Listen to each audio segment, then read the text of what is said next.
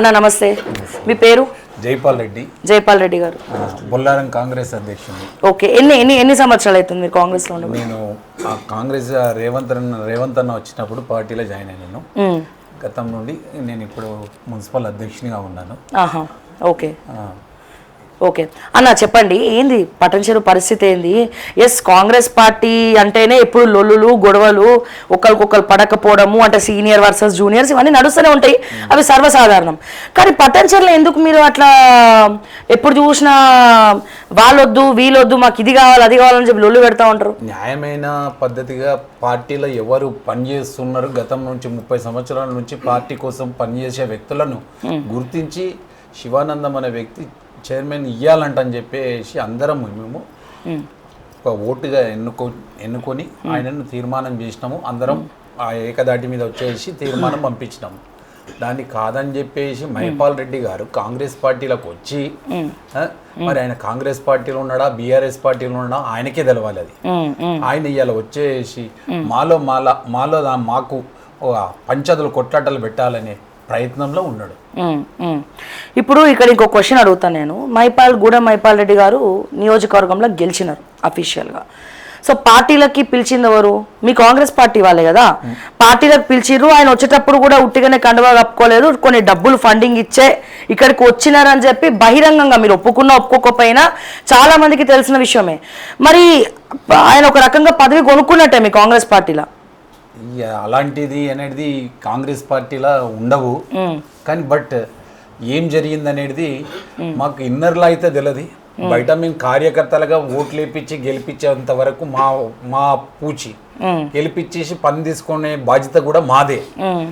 ఏ కార్యకర్తకు అన్యాయం జరిగినా కానీ మేము ఊరుకునే ప్రసక్తి లేదు. అయితే గతంలో బొల్లారంలో కూడా మేము మొన్న ఇనాగ్రేషన్స్ చేస్తుంటే కూడా ఇదే మైపాల్ రెడ్డి అక్కడ బీఆర్ఎస్ లను పెట్టుకునేసి ఇనాగ్రేషన్స్ చేసుకుంటూ ఒక హంగామా చేసాడు. మరి బీఆర్ఎస్ పార్టీకి సంబంధించిన కార్యకర్తలు అక్కడ ఉన్నారు. ఆయన పెట్టుకొని ఆయన చేసే పని ఏంటిది అనేది ఆలోచన చేయాలి. ఆయన కన్నా అర్థమవుతుందా మరి ఆయన ఏ పార్టీలోకి వచ్చి ఏ పార్టీలో ఉన్నాడు అనేది అర్థం కావాలి. ఆయన కాంగ్రెస్ లో ఉన్నాడా లేకపోతే బీఆర్ఎస్ లో ఉన్నాడా అనేది ఆయనకు అర్థం కావాలి.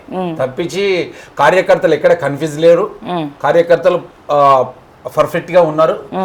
వచ్చే స్కీములు కూడా ఇంద్రమ్మ కమిటీలు కూడా అవి కూడా ఏమంటే జనవరి 25th కి ఈ మున్సిపల్ కౌన్సిలర్ల ప్రేడ్ అయిపోయింది.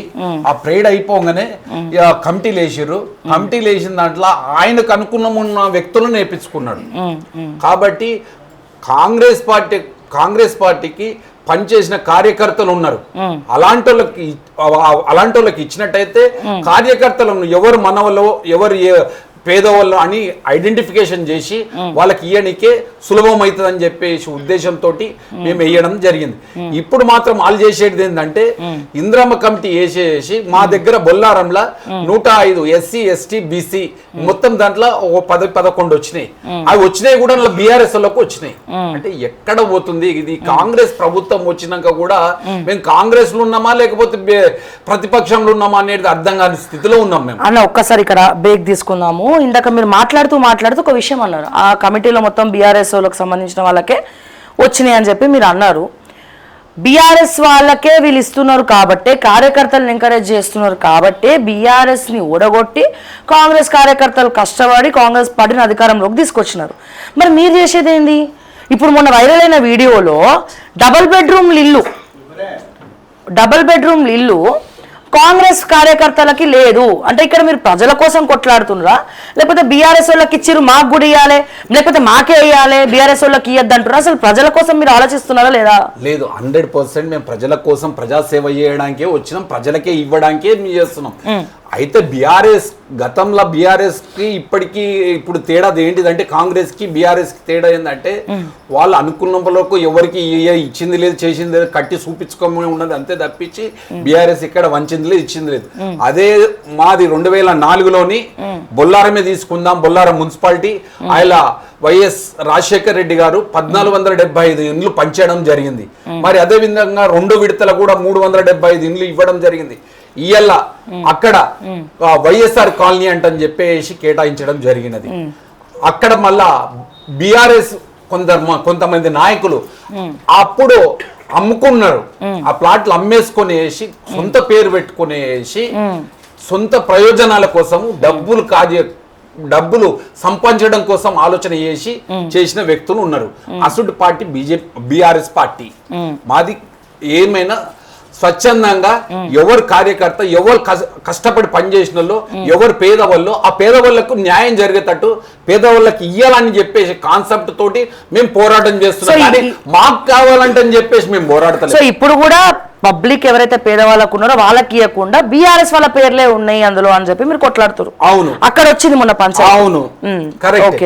ఎక్కడంటే ఇవాళ మైపాల్ రెడ్డి కాంగ్రెస్ పార్టీలోకి వచ్చినాక ఇవన్నీ స్టార్ట్ అయినాయి. అదే మా కాటా శ్రీనివాస్ గౌడ్ గారు ఇన్ఛార్జ్ గా ఉండుంటే, ఆయన ద్వారా జరిగినుంటే కరెక్ట్ అయిన పేదలకు నిరుపేదలకు దొరికేవి.